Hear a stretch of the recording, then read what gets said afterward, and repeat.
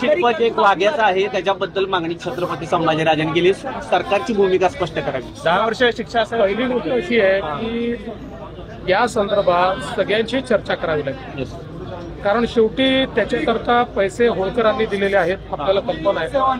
त्यामुळे मोठ्या प्रमाणात समाजाचा रोष देखील आहे की असं कसं तुम्ही डायरेक्ट काढून टाकणार. इतके वर्ष झाले आहेत त्या ठिकाणी ती काही जे काही वाघ्याचा पुतळा समाधी जे काय म्हणाल ते आहे. तर याच्यात सगळ्यांची चर्चा करून वाद न करता मार्ग निघू शकतो. प्रत्येक गोष्टीत वाद केलाच पाहिजे असं आहे का?